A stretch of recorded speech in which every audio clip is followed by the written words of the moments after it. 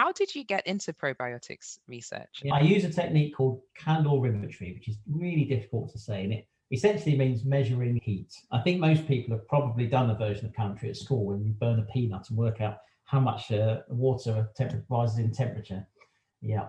And so we have these instruments and they measure heat. And the reason that I got into looking at bacteria in the first place is because bacteria are alive. And anything which is alive is producing some heat. And so we can use the calorimeter to study bacteria. They're an almost perfect sample for the sorts of instruments that I was using. The reason we got into probiotics is because we teach pharmacy in our university, and we only have that one program, pharmacy, as you teach as well. And one year I thought to myself, I know, I'm going to think about probiotics. I'm going to think, what happens if one of these students, they go and become a pharmacist in their local pharmacy? What will happen if someone comes in and says, I'm thinking about buying a probiotic, which probiotic should I take? Today's episode is sponsored by Simprove. Simprove is a live and active bacteria liquid supplement designed to support your gut.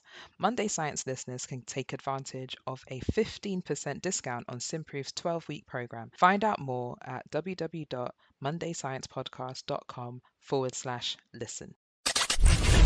Science. Technology. Medicine. Health. These four things make the world go round. Without them, we couldn't exist. This is the Monday Science Podcast, a weekly show bringing you the latest research and news in science, technology, medicine, and health, answering your questions or finding experts in the field to answer them. Your host is a pharmacist, an award-winning scientist. She leads her own research group and is the founder of King's College London Fight the Fakes. A tad bit on the qualified side. Welcome to Monday Science. Here's your host, Dr. Bahijja Raimi-Abraham.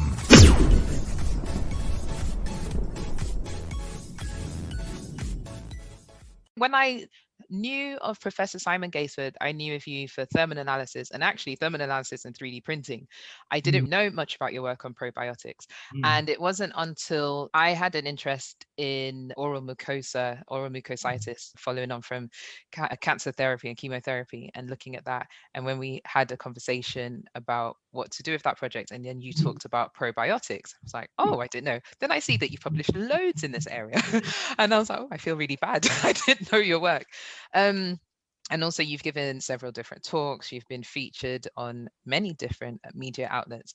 So how did you get into probiotics research? Yeah. What would also be helpful is that journey from pivoting from what you are traditionally known for to probiotics. And you know what academia can be like, where you're pivoting into something. You're like, why are you there? We don't see what, what is this? That's right, yeah. Yeah, you know about academic bandwagons as well as I do, because that's the base of academia. Yes, it's a very good question. And the answer is, and I don't want to get too technical because I know that people from lots of different backgrounds are going to listen to this. So I use a technique called calorimetry, which is really difficult to say. And it essentially means measuring heat. I think most people have probably done a version of calorimetry at school when you burn a peanut and work out how much water rises in temperature. Yeah. And so we have these instruments and they measure heat. And the reason that I got into looking at bacteria in the first place is because bacteria are alive. And anything which is alive is producing some heat. Two of us at the moment, as we're speaking, are alive and we are producing heat. So bacteria are no different. And so we can use the calorimeter to study bacteria. They're an almost perfect sample for the sorts of instruments that I was using. The reason we got into probiotics is because we teach pharmacy in our university, and we only have that one program, pharmacy, as you teach as well. And so we get students that need projects every year, and so a lot of them. And so one year I thought to myself, I know, I'm going to think about probiotics. I'm going to think, what happens if one of these students, they go and become a pharmacist in their local pharmacy? What will happen if someone comes in and says, I'm thinking about buying a probiotic, which probiotic should I take? So I thought what I'll do is I'll get one of the students just to have a quick look-see at probiotics so that she could come up with some guidelines to advise consumers which sort of products they should invest or waste their money on, depending on how you look at probiotics. Yeah. So I sent her across the road. We've got Boots and Holland and Barrett, not to name, across the road. And so she bought as many probiotic products as as she could find. You'll be pleased to know that I reimbursed her, so she wasn't out of pocket, so that's fine. And we simply started testing them. I mean, we're just asking some questions about that a consumer might ask. So, for instance, if the packet says it contains a particular species, did it? That's a good question. If it says it contains 1 billion bacteria, did it? They were the sort of questions that we were asking. So she was just in the lab measuring how many bacteria were in the different products. And then we just started asking some other questions. How should a person swallow it? Should they swallow it with water? Should they just, if it's a liquid, should they drink it directly?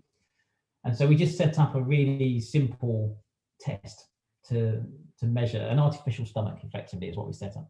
And she was just testing to see whether the bacteria or not. So really, she ended up producing a set of guidelines as to how you should choose a probiotic, which is essentially personal opinion, and the probiotics manufacturers hate it. I think a liquid probiotic is better than a solid probiotic, for reasons we can talk about later if you wish. And also, I think it's better to take a product in the fasted state. So that means not directly after eating. And if anyone's thinking to themselves, why? I love taking Yakult straight after eating. It's my normal pudding. It's so strawberry. The answer is because when you eat something, your body starts producing acid to degrade the food that you've just eaten. And if you're following what I said earlier, most bacteria are not very tolerant to really strong acids, and your stomach's producing hydrochloric acid, which is a very strong acid. So we normally say take a probiotic before eating, because then your stomach hasn't produced a lot of hydrochloric acid. Very interesting. It's when you were saying that, I was like, oh yeah, I've been doing that right then. But I think naturally, well, okay, on my end, I would think, well, it's better to take it without food anyway, so that they can allow themselves to, get comfortable, be okay, meet their friends, meet their new friends, their new neighbors. Yeah. But there are not many. I mean, okay, actually, when you were saying the liquid, there's the different yogurty type drinks, but most people, because they don't always taste great, so most people tend to have the capsules. And yeah, that's true. I think there's two reasons why people do that, actually. So one is convenience. Yeah. I think it's easier to store capsules. If you look at liquid products, if you go to your more your high-end supermarket, the ones that rhyme with Waitrose, for instance, a lot of liquid products available now, but they're all in the fridge. And I think that if you're buying a probiotic and it's a liquid, it really should be in a fridge. If it's not in a fridge, you've got to ask some serious questions about what's going on there. And obviously, that's difficult from a consumer's perspective. Even if you buy Yakult or Actimel, they're chilled, right? So, and you've got to keep them in the fridge. So you can't really walk around with them in your bag and just think, oh, I'll just pop a probiotic here. You've got to keep it chilled. Whereas solids are much more convenient. And the other thing is that people often take probiotics because of the health benefit. Maybe they've got some bloating or some other sort of gut condition. They want to try and improve that. They're looking for a medication, or at least they're approaching probiotics as if they were medications. And most people, when they think about medications, are thinking tablets and capsules. And so, visually, I think people think tablet and capsule is better because it's what we think medicines are. When people say to me, should I take a solid or a liquid? I always say, think about the Star Wars films, The Empire Strikes Back, if anyone remembers that, and Han Solo, because at one point in The Empire Strikes Back, he gets completely desiccated into a storage facility and gets taken away, and he doesn't appear again until the next film. So that's how they managed to keep him frozen. And effectively, they desiccated him. So they removed all of his water, and so he'll turn into a powder. And that's essentially what bacteria have gone through when they're formulated in tablets. And bacterium should be full of water. It's effectively like a little balloon filled with water. And to make a tablet or capsule, you have to suck that water out. And it's a pretty big ask for a bacterium to survive that desiccation, to be swallowed, to sit in stomach acid, to get all that water back in again, to recover, and then start to grow in your body. It's a big ask. Whereas if you take a liquid probiotic, the bacteria haven't been dried. They are the little water-filled balloons. They are in an environment that they're happy. All they've got to do is warm up as they hit your body, because it's the first 7 weeks, and then they're good to go. So I think liquids are better than solids for that reason. The way you've described it just then, I have a little bit of an emotional attachment now to the probiotics. I want them to do well. you know. And no, and it's like I feel really bad. They're freeze dried or something. They're traumatized. But it's true when you put it that way. It's a little, you know, it adds trauma to the bacteria, but it does to some extent. Just for the listeners, why is it better if it was to be in liquid? Why is it better to be chilled? So I think most people would understand that bacteria grow best at certain temperatures, and the sorts of bacteria we're talking about, the ones that like to colonize humans, they grow best at 37 degrees because that's the temperature that the human body is at. So if you were to make a product, a yogurt, for instance, and you were to store it at 37 degrees and you were to drink that yogurt, I think it would be relatively unpalatable because most people associate yogurts and things like that as being cold anyway. But two, what would happen is the bacteria will just grow on storage because it's at the perfect temperature for them to grow. So really, you don't want to encourage bacteria. You want them to grow in you. You don't want them to have grown and then died in the product. So you chill them down and then they're in a sort of state of suspended. I just want to talk about the use of probiotics in various different health conditions. We had at my undergrad university, we had one of the lecturers there who unfortunately developed Parkinson's disease. I was on the train on my way down to London and he just happened to be on the train with his wife, and we were talking about Parkinson's and things that had been shown to have worked. And he was talking about how at some point the treatment is not that it wasn't working, but it wasn't working well, just, you know, the levodopa and all those things. And then there was an academic I think it was actually at King's, so I'm not trying to promote, but there was an academic at a university in London anyway, who was saying that when it comes to Parkinson's, one of the main things to focus on is gut health, and to see how do we get the gut health back to normal with the use of various different things, including probiotics, and then the patient's symptoms should improve. And that's actually what had been working. So I guess that's just one example, but there's lots of evidence of probiotic use in gastro-related conditions and other conditions. So yeah, just a general discussion, like what are your thoughts on it? And is there a need for more scientific evidence in this area? I think you raise a really important topic, because the thing about gut health and the bacteria in your gut and what that means for different disease states is really starting to be understood now. And partly that's because scientists have only recently had the tools to be able to sequence the bacteria that are in your gut. It's surprising, really, but maybe within the last 10 years, it's been possible to sequence the bacteria from a stool sample and say to someone, you have these bacteria. And 10 years ago, we couldn't do that. So what that means is there's been an explosion of understanding of what types of bacterial combinations are prevalent in people with certain disease states. We have been looking at some, so we also have been looking at Parkinson's disease. We have a paper coming out on that imminently, I think. Liver cirrhosis is another one. Ulcerative colitis. I think people might expect gut conditions to be associated with imbalances in gut flora. So there's a lot of evidence now that if you've got a particular condition and you looked at the gut bacteria in those people, the balance of bacteria, the good bad balance, is different in those patient groups compared with a healthy subject.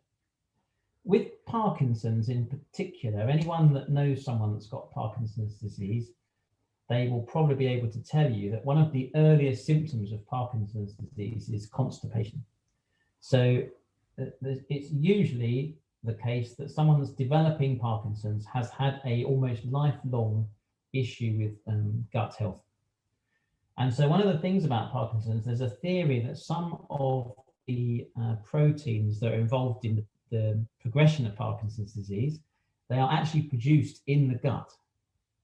And ordinarily your gut wall, so the cells surrounding your gut, they do a really good job of preventing things that you don't want getting into your bloodstream.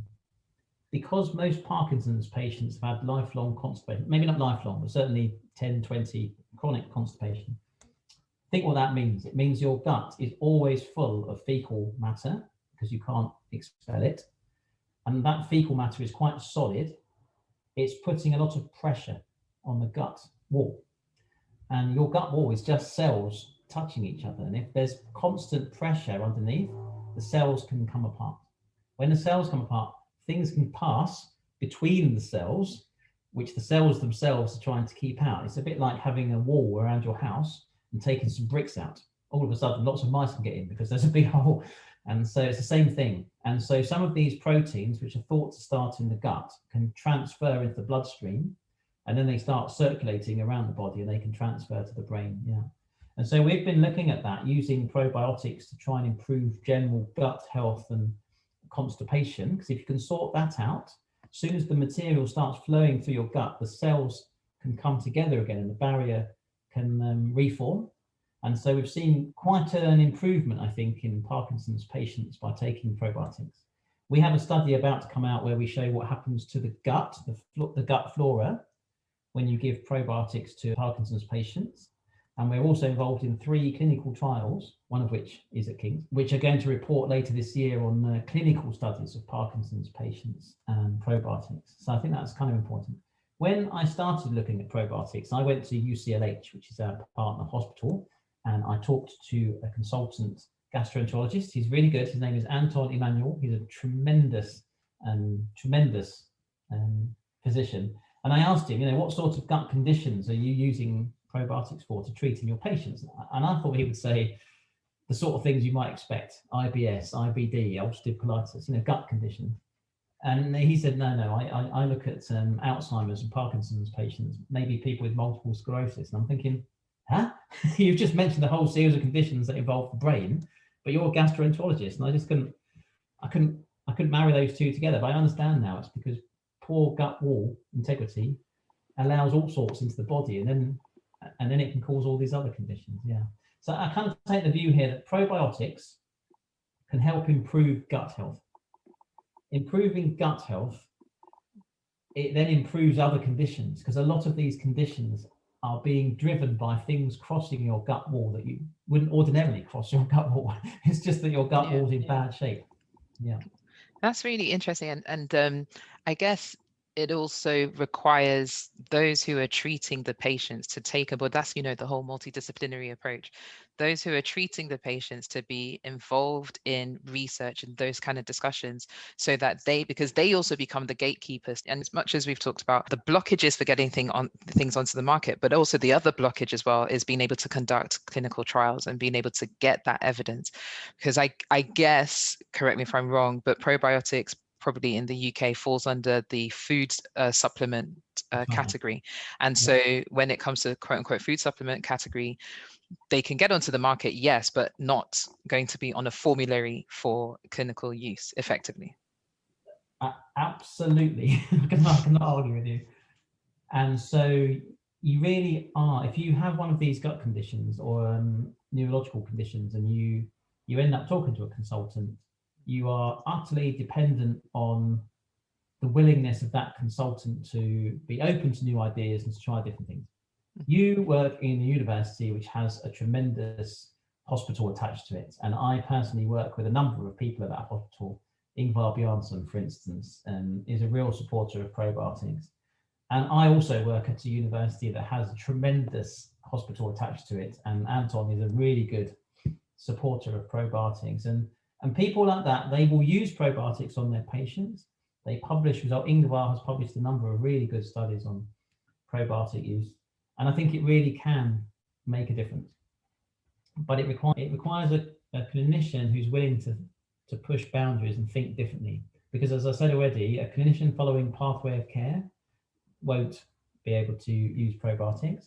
And the other thing you touched on, which I think is very important, is that within the European Union, and I know we're not in it anymore, but we're still kind of following their rules. They changed the rules in 2012, I think it was. So they said that a consumer reading the word probiotic, they associate that word probiotic with a health benefit. And so they changed the rules so that the European Food Safety Agency has to license the use of the word probiotic. So if you want to sell a product in Europe and you want to say probiotic, you have to go to EFSA and you have to say, here are my data to demonstrate a health benefit of using this probiotic. And since they established that rule, they have not, to my knowledge, approved a single health claim. And so there's one prescribable allowance in the UK for a probiotic against diverticular disease, I think, or pouchitis, might be pouchitis. But in the main, there's no prescribed conditions for probiotics. Yeah. So even if you went to your consultant and the consultant said, yeah, I think you should try a probiotic, that consultant still can't prescribe you the probiotic. You'd have to buy it. I remember during my pre-reg, there was, I don't remember why though, and I can't remember, it would have been the cardiovascular ward. I remember reading a drug chart, and then they prescribed Actimel. And I can't remember for the life of me why, but we just knew that, I mean, I obviously in the time I would have known, obviously, but just memory. But yeah, there was something around, because it would have been either on a general ward or a cardio ward. And there were, for certain patients, it was like a default. Who knows? Maybe it could have been one of the, because it was a hospital attached to my institute. But yeah, that they would prescribe Actimel. It'd be interesting to know, how they got away with that, really, actually. Yeah, I'm aware of some hospitals routinely would give Actimel as well, actually, to patients on wards with IBS and IBD. I think it was for over 65s, because I think it was something around Actimel was the only, there was a clinical trial done or something with Actimel many years ago, and that then was able to justify, because you have, as you said, like the pathway of care, and you have the sort of the formulary, and then if you'd go off formulary or off license, or like it would be more off formulary if you can justify, but it's very rare because that has to get approved at trust level. But yeah, I can't remember why that is, but I just remember that. So I wanted to talk about your latest publication, but it sounds as if there have been updates since. I'm so sorry. You talked about a 4-strain probiotic supplement influences gut microbiota composition and gut wall function in patients with ulcerative colitis. So I actually would like to focus on a part of the study where you talked about evaluating the difference between wound area and wound healing, because just going off the back of what we're talking about, like these other uses. So perhaps if you could just give an explanation of why wound area and wound healing is important in general, and then what you found with your study as it relates to probiotic use in this area. Absolutely, that is absolutely fine. Although I'm going to answer the question slightly in the other order. What we did was a big study in 3 disease groups: ulcerative colitis, Parkinson's disease, and liver cirrhosis. And we did the studies concurrently. And then when I've written them up, we have involved various clinical groups with each of those 3. Funny enough, the liver group is actually at King's, but the other 2 groups, the Parkinson's guys at King's as well. Everyone's at King's, aren't they? Yeah, why? Maybe. And so there's been a delay in publishing some of those. So the ulcerative colitis one is published.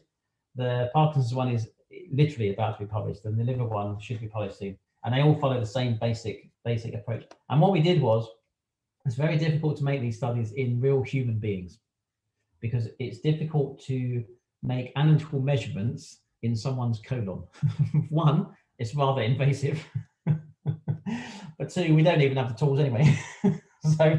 So we can't really stick probes up people's bottoms and say, that's fine, we're going to make these measurements. So we don't really have any choice but to do these measurements in a laboratory. And we try and get the measurements as close as possible to someone's colon, but they are a little bit different. So for listeners, that means it's called in vitro testing. So it doesn't mean in a human, it means in a beaker.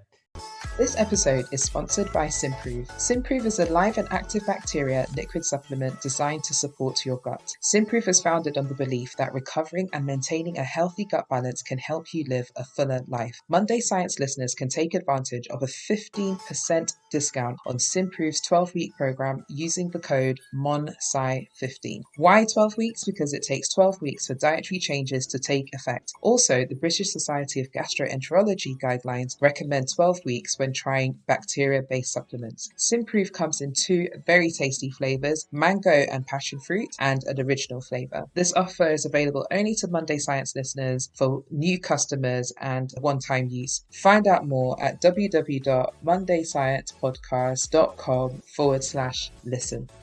So we took stool samples from patients with these conditions. We mashed up the stool, we added some medium, and we allow the bacteria to grow. And we end up with a beaker which contains all of the bacteria that patient would have had in their colon. Kind of gross, really. Then what it means we can do is we can add some probiotic into that, and we can see what effect the probiotic bacteria have on the bacteria that were natively there. That's essentially what that paper. And the way that the test works, we had a number of other tests that we could use as well. One was we take a model of the cells lying in the gut, and we expose it to bacteria, and we look to see what sort of compounds the cells release. So sometimes they release chemicals that are a sign of inflammation. So a lot of gut conditions are inflammatory conditions, and that really means that your body is releasing lots of molecules to say we've got a problem here, so we can measure that. And then the wound healing, we have some cells growing on a plate, and we literally scratch them to form a scratch so that they split, which is essentially the same having some sort of cut or ulcer or wound on your gut wall. And we simply see how long it takes the wound to heal. So the cells have to sort of come together and close the gap. Yeah. So those tests involve three things. What happens to the bacteria in general? What happens to the signals of inflammation? And what happens to the rate of wound healing? Because I think you might imagine that something like ulcerative colitis, wound healing is really important because you've got open sores. You want them, yeah, that's where the pain comes from, the open sores. And really the outcome from that study was that if we added the probiotic bacteria to the mix, we saw an improvement in the balance of bacteria. So the bad bacteria went down and the good bacteria went up. We saw a reduction in inflammation. So the cells weren't producing as many compounds saying, yikes, we've got a problem here. And we saw the rate at which the wound was closing. So wound area is really related to how the wound is closing. So we make a scratch using a camera, we take a photograph of that scratch, and we look at how big the scratch is, and we just measure the area over a period of days because it's getting smaller as the wound heals. And we saw that if you have the probiotic, it makes the wound heal faster. Yeah. It's very, very interesting work. Just shows the potential diversity that probiotics have, and diversity in application that probiotics have. I had a conversation with one of my colleagues, Professor Paul Long, a few weeks ago. I don't know. One of my former colleagues, I think. Yes, of course. Small world. Gosh, it's too much. But we were having a conversation about microbiome. Am I right that the human microbiome has been sequenced? Did I make that up? No, it has been sequenced. Okay, thank you. Did I make it up in my mind where I think about what's been sequenced? We had a really interesting conversation, and I guess, and you've also touched on it as well, how my microorganisms and stuff that's living in me will be very different to yours. And we were talking about this in the context of fertility and like fertility imbalances, and how if you have an imbalance in your microorganisms, that can also impact ability to conceive and things like that. And then we talked about regional differences, it was more cultural, like person specific. And I saw you have yet another paper. It's inspiring. Yet another paper, November 2020. You've been very active. The other one was September 2020. November. Is it one a month now, Professor Gaisford? Some of us are trying to get one in 2021, but anyway, it's not about me right now. So you have this really interesting paper, study on the functional properties of potential indigenous probiotics isolated from human samples in West Africa. I saw the study, I think, was conducted specifically in Ghana. Is that right? Yeah. And you looked at isolates from human breast milk and fecal samples. So do you mind just talking to us a little bit about that work and maybe some insight into these regional and, I don't know, can we say ethical ethnicity differences? Yeah, ethnicity. Not ethical differences, yeah, ethnicity differences.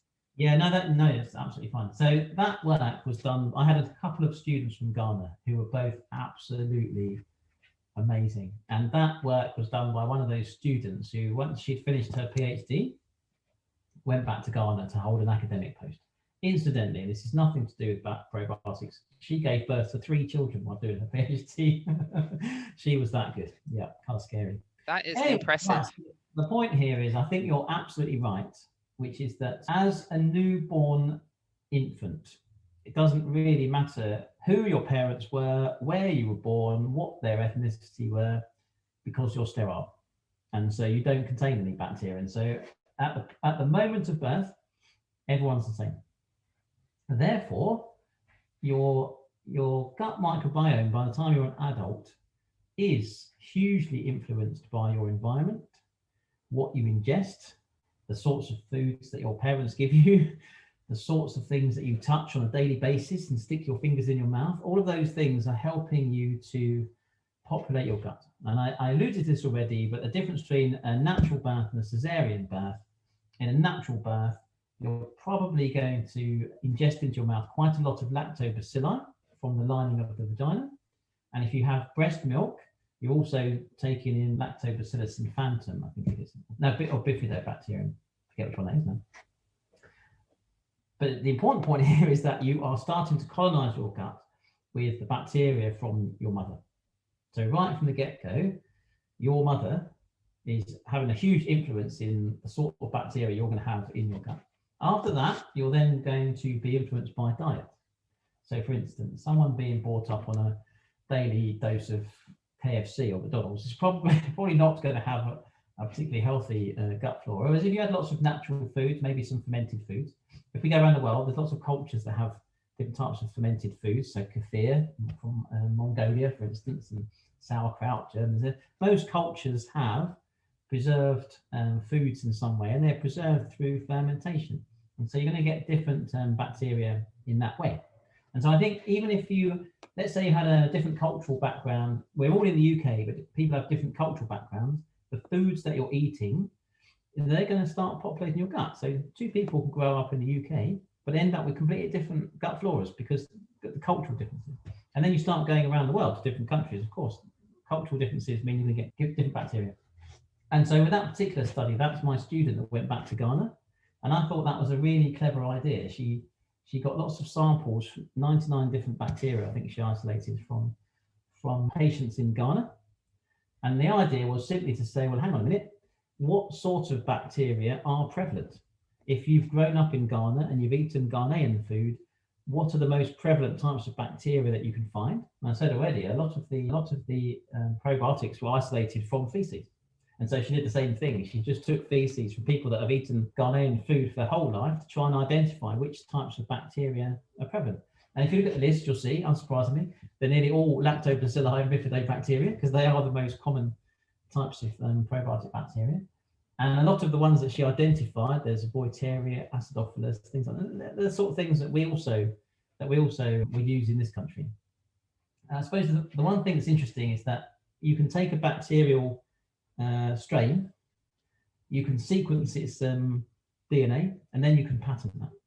And so, for instance, Lactobacillus, there's one called Lactobacillus Reuteri GG, I think it is. That's patented, and it stops people being able to use it for commercial purposes. And I think what she was doing is she was trying to identify probiotic species that were prevalent in the Ghanaian population, with a view to being able to supplement other Ghanaians with a naturally occurring species. And I think that was a really, really good study that she did, frankly. That's really interesting because, I mean, my random segue is when I had a personal trainer many years ago, Chloe Wiley, amazing. She's like a power lifter, UK power lifter. And I have no problem working out, but I do like my food in quite large quantities. So it is what it is. And I was really struggling with diet. Yeah, I was just like, give me all the food. I was really struggling with diet and in particular amounts, but just diet in general. And I remember she said that she subscribes to the philosophy of look at what your diet was when you were younger and basically just eat that food in healthier quantities. And I mean, it's a really weird time because as you were talking, I was like, oh, okay, that's interesting, because she was like, she has found that if she eats the food that she ate growing up in obviously the right amount of quantities and everything, then it actually, she feels better and it actually seems to be better for her. And that's interesting because for myself, I grew up with lots of fresh food and things like that, and then also a mixture of Nigerian and Trinidadian food. So I make sure that I try and mimic my mom's cooking and my grandmother's cooking in what I do. And I found once I changed that helped me. So I don't know, I mean, it's my random segue. I don't know if there is any influence in that, but I definitely know my gut felt better. And trying to keep that balance of what was I used to eating and how was it prepared. When, like I said, when you're a baby, you don't have a lot of gut bacteria. You certainly don't have a lot of diversity in those bacteria. And as you grow up, your formative years, you are populating your gut with whatever is going in. And so that's really important. And this thing about living in a sterile environment and not allowing kids to touch anything dirty, and there being increasing prevalence of asthma. Although I noticed there was a big UCL study that was published only the other day, which says a sterile home environment doesn't correlate with increase in asthma. But I don't know, on the fence about that one. I think it's important. The other thing is that most people think your gut bacteria are transient, so that they're living in your colon, in your feces, and so every time you defecate, you're just getting rid of a load of bacteria and then they regrow. And that's not really true. The bacteria are really living on the lining of your gut, and they live in communities where they really tightly bind together. Lots of different bacteria, but they bind really tightly together, and those are called biofilms. Most people have heard of biofilms from, say, a sewage pipe getting blocked or something, or a catheter getting blocked. But you've also got bacteria living as biofilms in your gut. And the reason they do that is because it's a protection against bad things. So if all the bacteria come together and they form a shield, and they excrete special proteins, mucins they're called, and they make a mucus, sticky mucus layer. It's really difficult to get rid of the bacteria. So it's their way of protecting themselves. So what that means is it's a bit like trying to turn a huge, great container ship. You need several miles to start turning direction. It's the same with changing your gut flora. Now, if you've got your gut flora that's built up over 20, 30 years, eating a week of KFC isn't going to change your gut flora. You need years of consistently eating a different type of diet to start to affect this type of change. But equally, you can imagine that all of your bacteria are down there like hungry dogs wanting to be fed every day. And if they're wanting, I don't know, what a particular Nigerian specialty that your mum can make, and you're not giving it to them. Eba and egusi, that's my favorite for any Nigerians out there, yeah.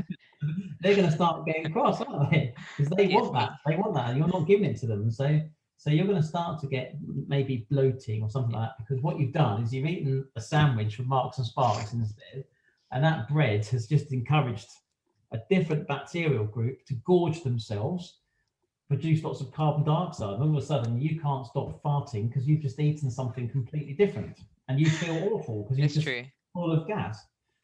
And it's only when you return to the sort of food that your gut bacteria are used to, you suddenly feel better. So it makes sense, doesn't it? And if you want to effect a change, you've really got to change your diet over the course of years. I mean, I've got two follow-on questions. One, probably more of a statement. It's interesting for you to talk about biofilms in the way you were talking about it, because we hear such negative things about biofilms in the way of antimicrobial resistance. So it's quite, and we forget it's part of the natural process of bacteria coming together. And then the second, oh my gosh, I lost my train of thought. Biofilm. The second, actually, there was another point I wanted to make around the probiotics. Once you sequence it and you can patent that, surely that's unethical, because it's a living thing, right? So how can you patent something that is... I don't know what the legal basis for that is. I think you might be right about patenting actual DNA sequencing, but I can tell you that if you go to one of the culture collections and you look on a particular species, GG is one, you will see that it says this is under patent and it cannot be used for commercial work. So they must be able to patent on the basis of something, whether it is some sort of unexpected effect when that bacterium is in the body, for instance. Yeah, I think you might be right about there's an ethical issue there about whether it's possible to sequence a section of DNA. Biofilm is interesting because I think I say people forget, but they don't know in the first. You can't forget something that you don't know. But the fact is that biofilms are what is coating your gut in your colon. So it's easy to think that when you eat something, the food that you eat is touching the lining of your gut directly, but it's not. Your gut is lined with bacteria, and then there's a mucus. And so really the way to think about that bacteria is they're a gateway between what you eat and what you feel.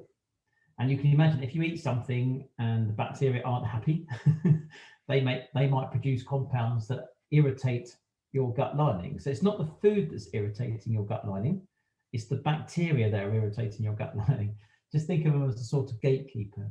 And it's one of the reasons why it can be quite difficult to effect a change or improve some of these conditions, because you need to deal with the bacteria, but they're sort of buried deep in this biofilm. Yeah.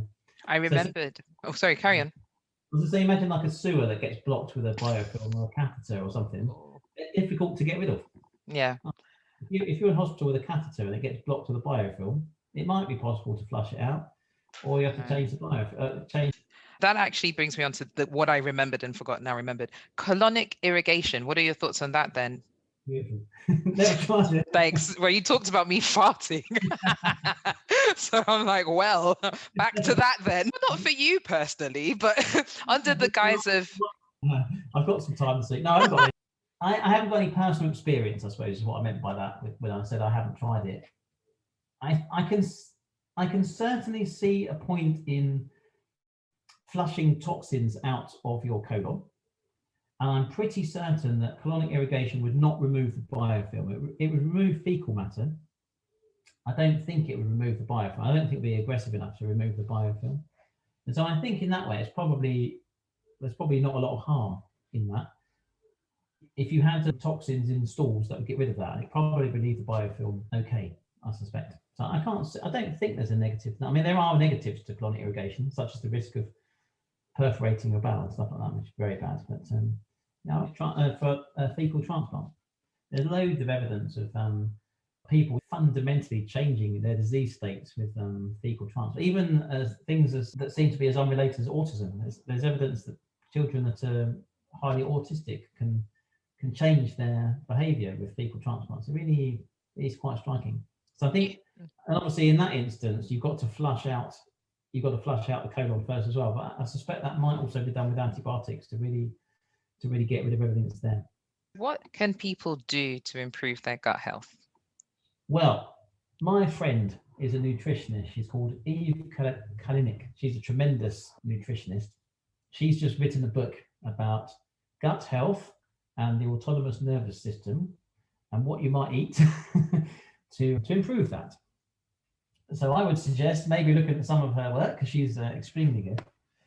But in the main, you want to be eating things that your bacteria are good with digesting. So things that contain indigestible carbohydrates, for instance, so the sorts of things that are not highly processed. If you eat a Mars bar and it contains lots of highly processed ingredients, your body can absorb them almost instantly, and none of that gets to your colon. If you eat something like a bowl of all bran, you can absorb almost nothing out of that, and it all gets down to your colon. And then your bacteria can get to work. So it's really important to eat vegetables, foods that contain difficult to digest stuff, and fibre, because fibre provides a framework for your feces to be built around, and it helps motility through your gut. So really eat healthy things to encourage your gut bacteria to grow. Thank you very much. Now, before I ask you about your concluding comments, we can't end our discussion without talking about your YouTube channel. Oh yeah, YouTube channel, yeah. Yeah, tell us about your YouTube channel and how that came about. The YouTube channel is called, thank you for that, by the way, Lee. The YouTube channel is called Farmer Drama, because I like to make a drama out of farming. That's a great tagline. So on that channel, I am going to be talking about various issues to do with the pharmaceutical industry and healthcare. So each week I'm going to put up just short nuggets. I'm going to call them science nuggets, which I've abbreviated to snugs. So I'm going to have some snugs every week where we talk about some basic science. So if people aren't sure, what's a tablet? What's a capsule? What is a probiotic? That's the sort of thing we're going to talk about. I'm going to start to put up some snugs, so people can come and have a snuggle. And then, that's so nice. Well, I want to say that I think Farmer Drama is great. I really would like to collaborate somehow. I think it's amazing that you started this, because for me, I've always appreciated and liked your delivery style, your presentation style. You can, I don't know, you have an ability to, let's say, digest, seen as the theme, the gut and all the things you've said is the theme for today. So you're able to get the information, digest it into a more palatable form, and it makes it so interesting and easy to understand and also entertaining. And I'm really glad that hopefully the world, as it were, the YouTube platform, everybody else gets to see that and how amazing you are at science and everything. So I'm very excited. Farmer Drama and Snuggles, here we come. Thank you for those kind words. And while we're on this subject of being nice to each other, I've got to say that of all the students I've ever seen, you're the best presenter. So if you want to work with me on Farmer Drama, that's totally fine. Natural public speaker, so that would be good. Thank you so much. Look at us giving each other compliments in a recorded platform that everyone else is going to hear, because I'm going to keep this in. See, the two of us together could be more powerful than either one alone. 100%. Oh gosh, that could be your concluding comment. No, I'm joking. No, don't let me not put words into your mouth. Okay, so last but not least, with everything that you've spoken about today, what would you want our listeners to walk away with? What are your concluding or key take-home messages? I suppose the key one is, for me, probiotics are often viewed in the pharmacy world up there with homeopathic remedies. That is that there's a lot of pseudoscience going on, and you either believe in it or not, but there's not really a lot of underpinning science. And so I really do feel that probiotics are a good idea. If someone is thinking to themselves, well, I do feel like I've got a bit of an upset stomach, or my tummy does feel a bit bloated, try a probiotic. You literally have nothing to lose. You might have money if you've got money, otherwise, but it's not super expensive.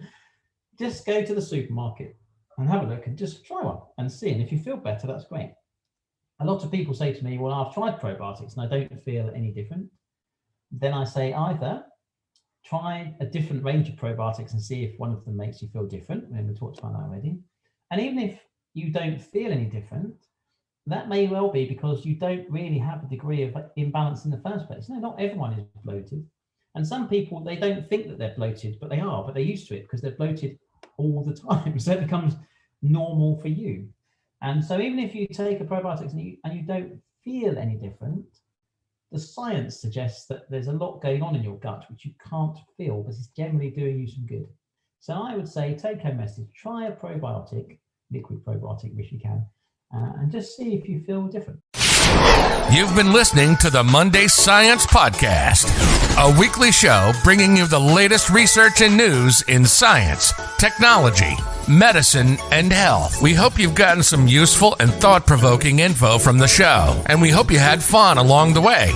We know we did. We'll be back soon. But in the meantime, hook up with us on our website at www.mondaysciencepodcast.com. Shoot us an email at info@mondaysciencepodcast.com. Find us on Instagram, LinkedIn, and YouTube at Monday Science, and access episode summaries at mondayscience.medium.com.